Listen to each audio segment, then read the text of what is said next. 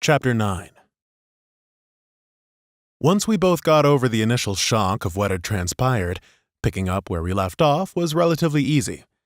For once, I could be in another room of my house and still have a conversation with Kappa.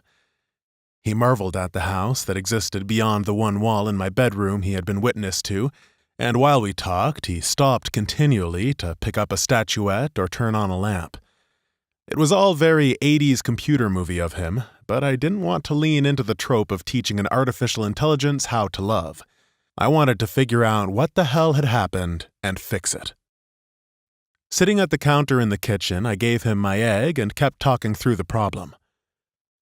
Everything in the code seems to have been populated by the real world, but when I accessed you, it pulled you into this, I said, more to myself than to the non-player companion who hungrily devoured the cold egg before him. What would happen if I deleted the line of code, the one about you that I added? Kappa looked up and shrugged, a human gesture that I didn't remember programming into him, and said, "Perhaps I'll just return." But there was a note of doubt that seemed subtle for a program. "Or you'll be deleted," I said woefully. Despite knowing that Kappa was not real, I felt a tinge of responsibility in understanding what would come of him should I delete the file. I shook my head and laid out the options. Ultimately, we need to figure out what the hell this code is for and what it does. I think the best place to start would be the crime scene, but being that I'm a person of interest in a murder investigation, I can't imagine how that would be possible.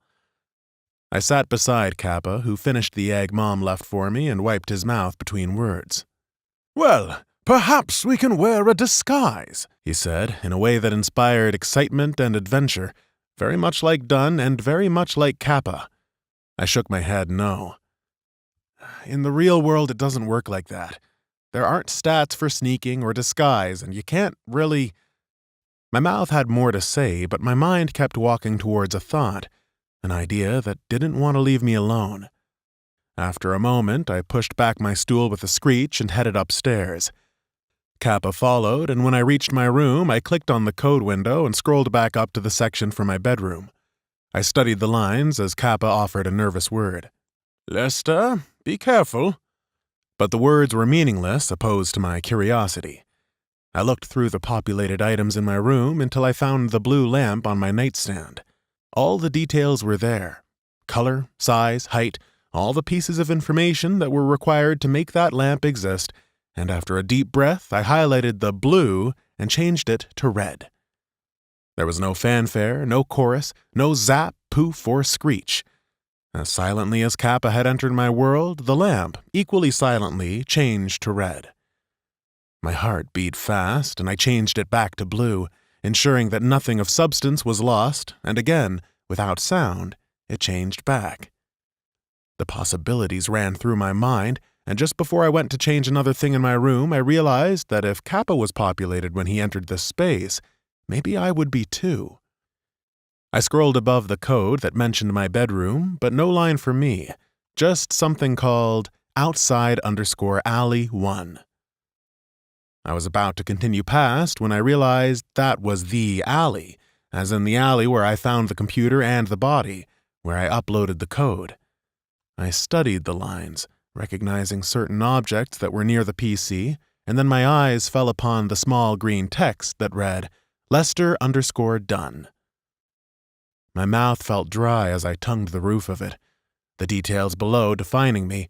Hair, eye and skin color, even the clothes I was wearing last night seemed to be detailed within the lines of code, and for a moment I paused. I hovered over the parameters of my height, just below my age, and the details of my appearance, and after a breath, changed them, giving myself another inch. Like the changing of the light, it was instantaneous. I could see the screen shift lower as if sitting up slightly, but I didn't feel any different, just my perspective. I changed it back nervously and continued up in the code. I scrolled past the alley until I saw the location Apartment 1_Graves. It was the apartment that the computer fell from. Graves, I said to myself, but Kappa responded as if I had spoken to him. Where they put dead people, he said in a serious, knowing tone, nodding his head as if understanding the question. His face was beside mine, staring at the same screen. I turned and looked at him. No, that was his name.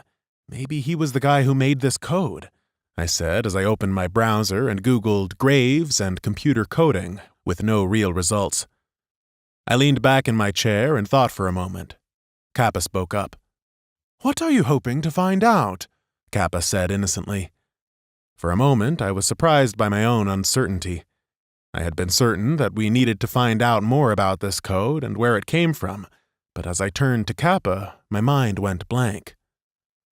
I'm honestly not too sure, I said, perplexed by my own doubt. I guess I want to know what this is and why it's here, I said, gesturing to the code. I stood up and turned back to Kappa. This code is populating based on locations that it's encountered. It's allowing me to change aspects of the world. It's allowing me to redefine things that are static, I said as my mind wandered. But there's no coding for my car, the bar, or even the house. Only the places we've been to since the code has become active. I nodded to my own words as I spoke. Which means this isn't the Matrix. I'm not some pawn in an artificial world or stuck in a video game. I could see the words forming in my mind before I said them, and though I tried to find better ones, I couldn't. I'm like a god. A loud crunch broke my train of thought as Kappa began eating from the bag of goldfish crackers I kept on my desk, chewing through a slow nod.